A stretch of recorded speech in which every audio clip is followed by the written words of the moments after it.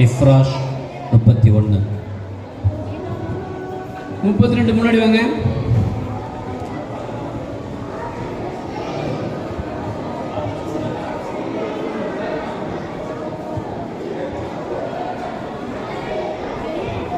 أعوذ بالله من الشيطان الرجيم بسم الله الرحمن الرحيم الحمد لله الحمد لله الحمد لله رب العالمين والصلاة والسلام على رسوله الكريم أما بعد قال الله تعالى لقد جاءكم رسول من أنفسكم قال النبي صلى الله عليه وسلم أكمل الإيمان أحسنكم خلقا விண்ணையும் மண்ணையும் படைத்து அதில் பூக்களாய் நம்மை மலரச் செய்து தேன் என்னும் இல்மை தந்த வல்ல அல்லாஹ்வுக்கு எல்லா புகழும் உரித்தாகட்டுமாக. மண்ணில் பூத்த நிலவ நபி மாணிக்க சுடர் மஹ்மூத் கல்லை வணங்கிய காலத்தில் தன் கருத்தை மாற்றிய இனிய நபி எப்பெருமானார் ஸல்லல்லாஹு அலைஹி வஸல்லம் அவர்கள் மீது ஸலாத்தும் ஸலாமும் நிலவட்டுமாக என்று புகழ்ந்தவனாக இறுதி நபியின் வழிமுறையும் இன்றைய இஸ்லாமியர்களின் நிலையம் என்ற தலைப்பின் திரையை அகற்றி உரைக்குள் நுழைகிறேன். அஸ்ஸலாமு அலைக்கும் வரஹ்மத்துல்லாஹி வபரகாத்துஹு. முஹம்மது என்ற நாமத்தை உச்சரிக்கும் முன்பே உதடுகளை எச்சரித்தேன். பிறக்கும் போது எமக்கு அழைத்திருந்தது, உண்மை அறிந்த போதுதானே எமக்கு தொலைத்திருந்தது என்ற பொன்மொழிக்கேற்ப அல்லாஹ் சுப்ஹானஹு வ தஆலா முஹம்மது நபி ஸல்லல்லாஹு அலைஹி வஸல்லம் அவர்களை இவ்வுலகிற்கு கொடையாக அனுப்பி அறியாமையில் திகைக்கும் மனிதன் நீருலக வெற்றிக்கு வழிகாட்டி விட்டான். அல்ஹம்துலில்லாஹ். மனிதன் இப்படித்தான் வாழ வேண்டும் என்ற வரைமுறைகளை அல்லாஹ்வும் ரசூலும் கற்றுக் கொடுத்து அதை வாழ்நாள் முழுவதும்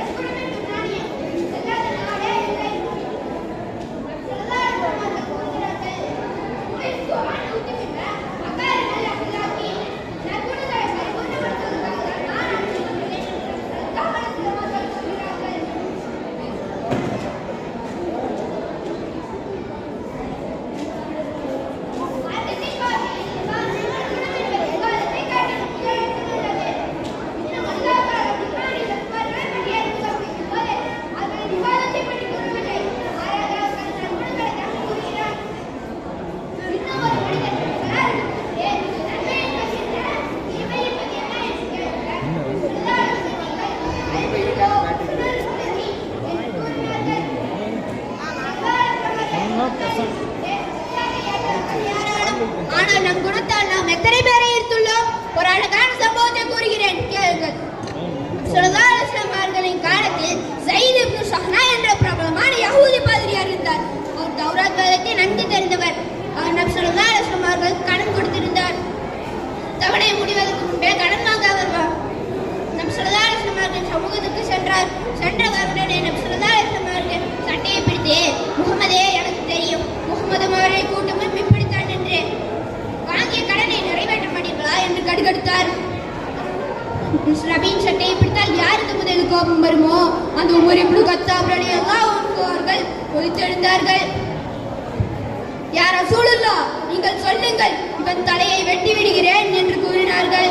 உமர் ரலியல்லாஹு அன்ஹு அவர்கள் தவணைக்கு முன்பே கடன் வாங்க அவர் வந்துள்ளார் என்று நபி ஸல்லல்லாஹு அலைஹி வஸல்லம் அவர்களுக்கு தெரியும்.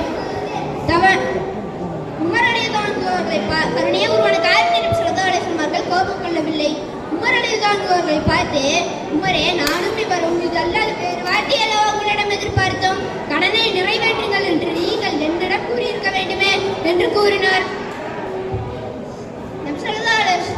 அப்போது உமர் ரலியல்லாஹு அன்ஹு கோபம் கொண்டதற்கு பரிகாரமாக நபி ஸல்லல்லாஹு அலைஹி வஸல்லம் அவர்கள் கடனுடன் சேர்த்து 2 கூடை பேருந்து பணத்தையும் கொடுக்க சொன்னார்கள். அப்போது ஸைத் இப்னு ஷஹ்னா உமர் ரலியல்லாஹு அன்ஹு அவர்களிடம் வந்து, நான் யார் தெரியுமா? உமர் ரலியல்லாஹு அன்ஹு அவர்கள் கூறினார்கள், தெரியவில்லையே, நீங்கள் யார்? நான் ஸைத் என்று கூறினார்கள். அவரை அடையாளம் கண்டு கொண்ட உமர் ரலியல்லாஹு அன்ஹு அவர்கள், நீங்களா இப்படி பேசியது என்று கேட்டார்கள். ஆமாம், நான் தான்.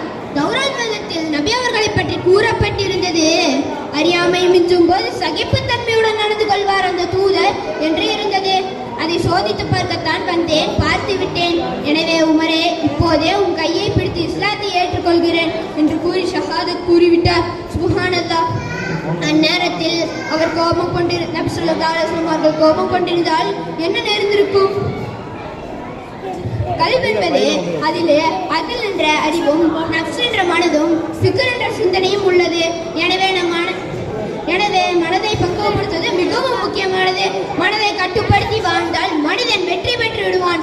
அனஸ் ரலியல்லாஹு அன்ஹு அவர்கள் கூறினார்கள், நீங்கள் பாவங்களை செய்யும் போது முடியை விட லேசானதாக கருதுகிறீர்கள்.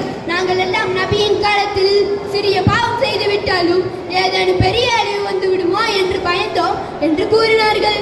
இக்காலத்தில் தவறை செய்துவிட்டு ஏன் செய்கிறீர்கள், இது நபியின் வழிமுறை அல்ல என்று கூறினால், நபி காலம் வேறு நம் காலம் வேறு என்று கூறுவார்கள். நபியின் வழிமுறையின்படி வாழ்ந்தால் மட்டுமே மறுமையில் நாம் வெற்றி பெற முடியும் என்பதை நாம் மறந்துவிடக் கூடாது.